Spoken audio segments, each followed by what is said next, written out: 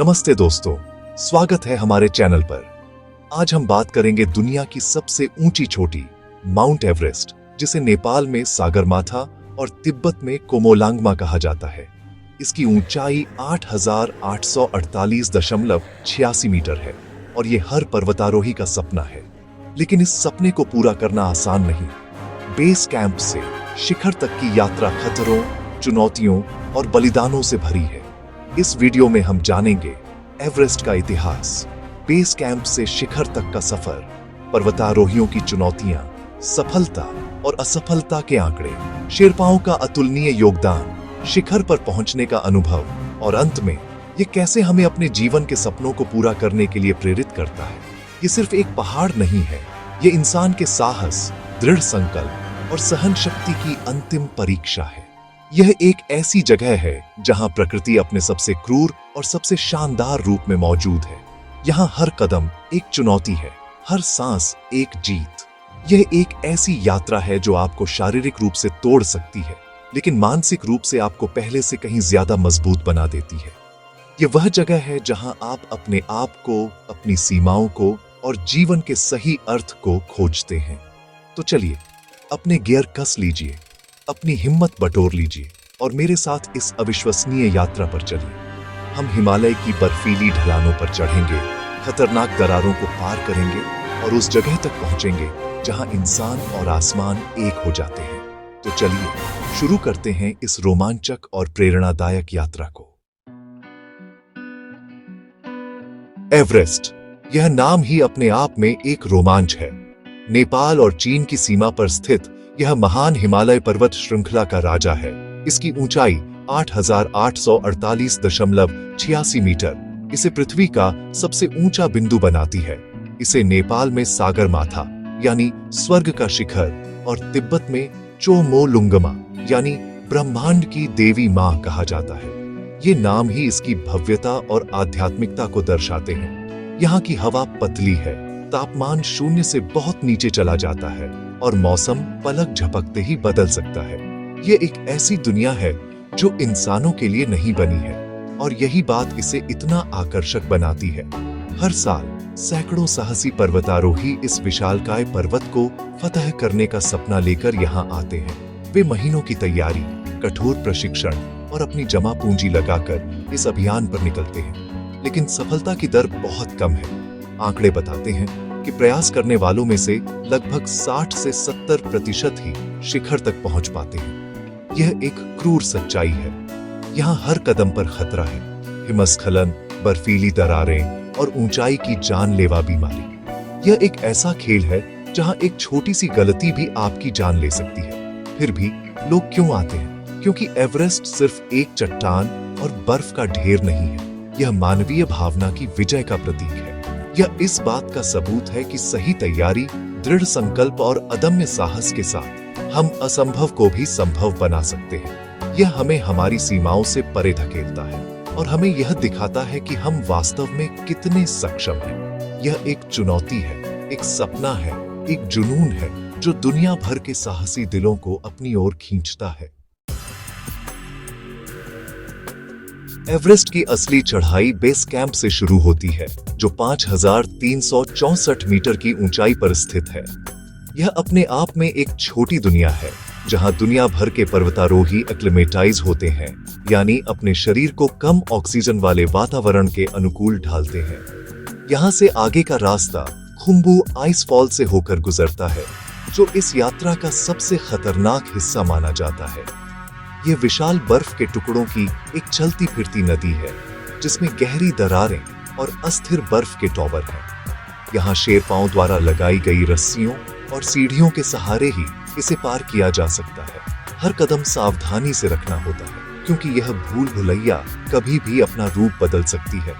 Camp 1 और camp 2 को पार करने के बाद पर्वतारोही लोथ से फेस पर चढ़ाई करते हैं, जो बर्फ की एक विशाल खड़ी दीवार है। यह शारीरिक रूप से बेहद थका देने वाला होता है।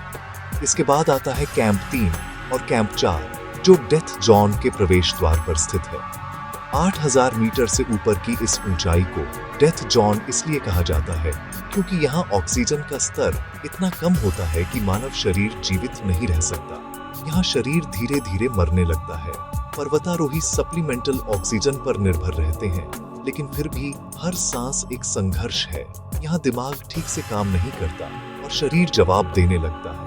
कैंप 4 से शिखर तक का अंतिम धक्का, जिसे समिट पुश कहते हैं, आमतौर पर रात में शुरू होता है। कड़ाके की ठंड, तूफानी हवाएं और अंधेरा, यह मानसिक और शारीरिक सहन शक्ति की चूड़ी परीक्षा है। पर्वतारोहियों को हिलेरी स्टेप जैसी खतरनाक चट्टानी बाधाओं को पार करना होता है। यह वह क्षण है जहां कई लोग हार मान लेते हैं, जहां शरीर और दिमाग दोनों जवाब दे जाते हैं। यह एक ऐसी दौड़ है जो समय और प्रकृति के खिलाफ है। यहाँ जीवित रहने की इच्छा ही आपको आगे बढ़ाती है, एक एक कदम शिखर की ओर। एवरेस्ट पर आपका सबसे बड़ा दुश्मन सिर्फ पहाड़ नहीं है, बल्कि आपका अपना शरीर और दिमाग भी है। सबसे पहला और सबसे खतरनाक दुश्मन है एक्यूट माउंटेन सिकनेस या ऊंचाई की बीमारी। जैसे जैसे आप ऊपर जाते हैं, ऑक्सीजन की कमी से सिर दर्द, मतली और थकान होती है। अगर इसे नजरअंदाज किया गया तो यह HIP यानी हाई एल्टीट्यूड पल्मोनरी एडिमा या HIC यानी हाई एल्टीट्यूड सेरेब्रल एडिमा में बदल सकता है, जिसमें फेफड़ों या मस्तिष्क में पानी भर जाता है और यह जानलेवा हो सकता है। हर पर्वतारोही इस अदृश्य खतरे के साए में चढ़ाई करता है। इसके बाद आता है मौसम, एवरेस्ट का अनिश्चित राजा। यहाँ मौसम पलक झपकते ही बदल सकता है। एक साफ धूप वाले दिन को मिनटों में बर्फीले तूफान और 100 किलोमीटर प्रति घंटे से भी तेज हवाएं निगल सकती हैं। तापमान -40 से -60 डिग्री सेल्सियस तक गिर सकता है, जिससे फ्रॉस्टबाइट का खतरा कई गुना बढ़ जाता है। एक गलत पूर्वानुमान या मौसम में अचानक बदलाव पूरे अभियान को एक त्रासदी में बदल सकता है। पर्वतारोही हमेशा मौसम की मेहरबानी पर निर्भर रहते हैं। इन प्राकृतिक खतरों के अलावा एक और चुनौती है भीड़। हाल के वर्षों में एवरेस्ट पर पर्वतारोहियों की संख्या बहुत बढ़ गई है, जिससे ट्रैफिक जाम की स्थिति बन जाती है, खासकर हिलेरी स्टेप जैसी संकरी जगहों पर। डेथ जोन में इंतजार करने का मतलब है कीमती ऑक्सीजन और शरीर की ऊर्जा को खत्म करना, जो बेहद खतरनाक हो सकता है। और इन सब के ऊपर है मानसिक और शारीरिक थकान। हफ्तों तक कठोर परिस्थितियों में रहना, प्रियजनों से दूर रहना और मौत के डर का सामना करना किसी भी इंसान को मानसिक रूप से तोड़ सकता है। यह सिर्फ शारीरिक ताकत का नहीं, बल्कि मानसिक मजबूती का भी खेल है। एवरेस्ट की हर कहानी जीत की नहीं होती। इसकी ढलानों पर सफलता और त्रासदी की अनगिनत कहानियां दफन हैं। 1953 में सर एडमंड हिलेरी और तेंजिंग नोर्गे की पहली सफल चढ़ाई के बाद से 6000 से अधिक पर्वतारोहियों ने 11000 से भी ज्यादा बार शिखर पर कदम रखा है। यह आंकड़ा सच कहूं तो मानवीय दृढ़ संकल्प और प्रगति का एक अद्भुत प्रमाण है। हर सफल चढ़ाई महीनों या फिर कई बार सालों की कड़ी मेहनत, त्याग और अटूट समर्पण का परिणाम होती है। यह उन सपनों की जीत है जिन्हें कभी असंभव माना जाता था, लेकिन इस सफलता की एक भारी कीमत भी चुकानी पड़ी है। एवरेस्ट पर अब तक 300 से अधिक पर्वतारोहियों की मौत हो चुकी है। यह एक बहुत ही सोबरिंग आंकड़ा है, जो हमें इस पहाड़ के क्रूर यथार्थ की याद दिलाता है। कई शव आज भी वहीं बर्फीली ढलानों पर पड़े हैं, क्योंकि उन्हें नीचे लाना लगभग असंभव और बेहद खतरनाक है। वे अब रेनबो वैली जैसे स्थानों पर एक दुखद मील का पत्थर बन गए हैं, जो दूसरे पर्वतारोहियों को जोखिमों की याद दिलाते हैं। मौतें हिमस्खलन, गिरने, ऊंचाई की बीमारी या थकावट के कारण होती हैं। ये जानना भी जरूरी है कि हर बार जब कोई पर्वतारोही शिखर के लिए निकलता है, तो वह जानता है कि वापसी की कोई गारंटी नहीं है। ये एक गणना किया हुआ जोखिम है, एक ऐसा दांव जो वे अपने सपने को पूरा करने के लिए लगाते हैं। सफलता और असफलता के बीच की रेखा बहुत पतली है। ये आंकड़े हमें न केवल सफल होने वालों के साहस का सम्मान करना सिखाते हैं, बल्कि उन लोगों को भी याद करना सिखाते हैं जिन्होंने इस प्रयास में अपनी जान गंवा दी। एवरेस्ट जीत और हार, जीवन और मृत्यु दोनों की कहानी कहता है। जब हम एवरेस्ट की चढ़ाई की बात करते हैं, तो हम अक्सर विदेशी पर्वतारोहियों के साहस की कहानियां सुनते हैं, लेकिन इस कहानी के असली अनसंग हीरो हैं शेरपा। शेरपा नेपाल का एक जातीय समूह है जो इन पहाड़ों में पीढ़ियों से रह रहा है। उनका शरीर आनुवंशिक रूप से अधिक ऊंचाई के लिए अनुकूलित है। वे सिर्फ गाइड या कुली नहीं है, वे इन अभियानों की रीढ़ हैं। वे ही खतरनाक रास्तों पर रस्सियां लगाते हैं, भारी बोझ ढोते हैं, कैंप स्थापित करते हैं और पर्वतारोहियों को सुरक्षित रूप से ऊपर और नीचे ले जाते हैं। शेरपाओं के बिना एवरेस्ट पर चढ़ाई लगभग असंभव होगी। वे खुम्बू आइसफॉल जैसी सबसे खतरनाक जगहों से बार बार गुजरते हैं, हर बार अपनी जान जोखिम में डालते हैं। एवरेस्ट पर होने वाली मौतों में एक बड़ा हिस्सा शेरपाओं का होता है। वे यह जोखिम अपने परिवार का भरण पोषण करने के लिए उठाते हैं। उन्हें मिलने वाला वेतन उस जोखिम की तुलना में बहुत कम होता है जो वे उठाते हैं। वे अपने सपनों के लिए नहीं बल्कि दूसरों के सपनों को पूरा करने के लिए अपनी जान दांव पर लगाते हैं। शेरपाओं का योगदान सिर्फ शारीरिक मेहनत तक ही सीमित नहीं है। उनका पहाड़ों के साथ एक गहरा आध्यात्मिक और सांस्कृतिक संबंध है। वे एवरेस्ट को एक पवित्र पर्वत मानते हैं और चढ़ाई से पहले पूजा समारोह करते हैं, जिसमें वे सुरक्षित यात्रा के लिए पर्वत देवताओं से अनुमति और आशीर्वाद मांगते हैं। उनका ज्ञान, अनुभव और पहाड़ों के प्रति सम्मान ही है जो कई अभियानों को सफल बनाता है। अगली बार जब आप एवरेस्ट पर विजय की कोई कहानी सुने तो उन शेरपाओं को जरूर याद करें जो पर्दे के पीछे रहकर इस असंभव को संभव बनाते हैं। वे ही पहाड़ के असली राजा हैं। घंटों की थका देने वाली जानलेवा चढ़ाई के बाद जब एक पर्वतारोही अंततः शिखर पर अपना पहला कदम रखता है तो वह क्षण शब्दों में बयान नहीं किया जा सकता। 8,848.86 मीटर की ऊंचाई पर आप सचमुच दुनिया के शीर्ष पर खड़े होते हैं। आपके नीचे बादलों का समुद्र होता है और चारों ओर हिमालय की अंतहीन चोटियों का मनोरम दृश्य। उस एक पल के लिए सारी थकान, सारा दर्द, सारा डर गायब हो जाता है। उसकी जगह एक गहरी शांति, अपार आनंद और अविश्वसनीय उपलब्धि की भावना ले लेती है। यह सिर्फ एक शारीरिक जीत नहीं है, यह एक गहरी आध्यात्मिक अनुभूति है। आप महसूस करते हैं कि आप प्रकृति की इस विशालता के सामने कितने छोटे हैं, फिर भी आपने अपने दृढ़ संकल्प से इस पर विजय प्राप्त की है। कई पर्वतारोही इस क्षण में भावुक हो जाते हैं, रोने लगते हैं। वे अपने प्रियजनों को याद करते हैं, उन साथियों को याद करते हैं जो यह सपना पूरा नहीं कर सके, और उस असीम शक्ति का धन्यवाद करते हैं जिसने उन्हें यहाँ तक पहुँचाया। यह एक ऐसा क्षण है जो उनके जीवन को हमेशा के लिए बदल देता है। लेकिन शिखर पर जश्न मनाने का समय बहुत कम होता है। डेथ जोन में हर अतिरिक्त मिनट खतरनाक है।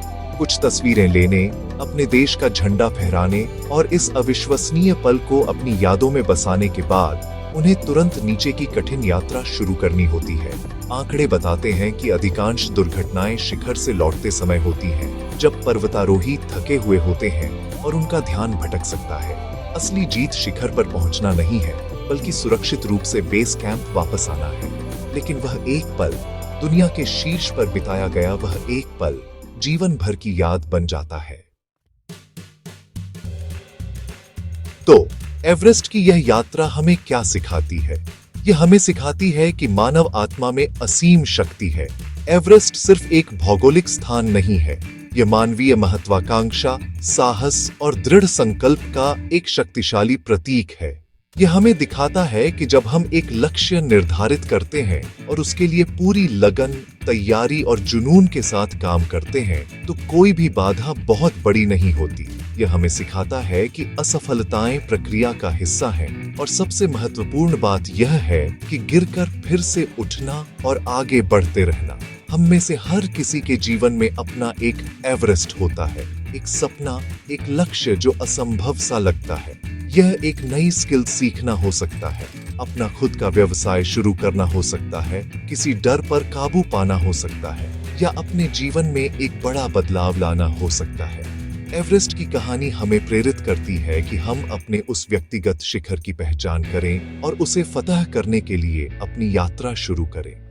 रास्ता मुश्किल होगा, चुनौतियां आएंगी और ऐसे क्षण भी आएंगे जब आप हार मानना चाहेंगे। लेकिन याद रखें, हर बड़ा सफर एक छोटे कदम से ही शुरू होता है। तैयारी करें, ज्ञान प्राप्त करें, अनुशासित रहें और सबसे महत्वपूर्ण बात, खुद पर विश्वास करें। जिस तरह पर्वतारोही एक एक कदम लेकर शिखर तक पहुंचते हैं, उसी तरह आप भी लगातार प्रयासों से अपने लक्ष्य तक पहुंच सकते हैं। एवरेस्ट हमें याद दिलाता है कि हमारी सीमाएं केवल वही हैं जो हम अपने दिमाग में बनाते हैं। अपनी सीमाओं को तोड़ें, अपने सपनों का पीछा करें और अपने खुद के एवरेस्ट पर चढ़ाई करें। तो दोस्तों, यह थी माउंट एवरेस्ट की अविश्वसनीय कहानी, सपनों, संघर्षों और जीतों की कहानी। ये हमें याद दिलाती है कि सही मानसिकता और तैयारी के साथ हम किसी भी चुनौती का सामना कर सकते हैं। अगर आपका सपना है एवरेस्ट चढ़ना, तो तैयारी शुरू कर दीजिए। यह मुश्किल है, लेकिन जैसा कि हमने देखा, यह असंभव नहीं है। यह यात्रा आपको शारीरिक और मानसिक रूप से बदल देगी और आपको जीवन का एक नया दृष्टिकोण देगी। यह कहानी सिर्फ पर्वतारोहण के बारे में नहीं है, यह जीवन के बारे में है। ये अपने डर का सामना करने, अपनी सीमाओं को पार करने और उस चीज को हासिल करने के बारे में है जिसे दुनिया असंभव कहती है। और अगर आपको यह वीडियो पसंद आया, अगर इसने आपको प्रेरित किया, तो लाइक, शेयर और सब्सक्राइब करना न भूलें। आपके समर्थन से हमें ऐसी और भी प्रेरणादायक कहानियां आप तक लाने की हिम्मत मिलती है। कमेंट में बताएं, क्या आप एवरेस्ट चढ़ना चाहेंगे या आपके जीवन का एवरेस्ट क्या है? मुझे आपके विचार जानना अच्छा लगेगा। याद रखें, सबसे ऊंचा पहाड़ आपके अंदर है, उसे जीतें और आप कुछ भी जीत सकते हैं। मिलते हैं अगले वीडियो में। तब तक अपने सपनों को ऊंची उड़ान दें और उन्हें हकीकत में बदलने के लिए मेहनत करते रहें। नमस्ते।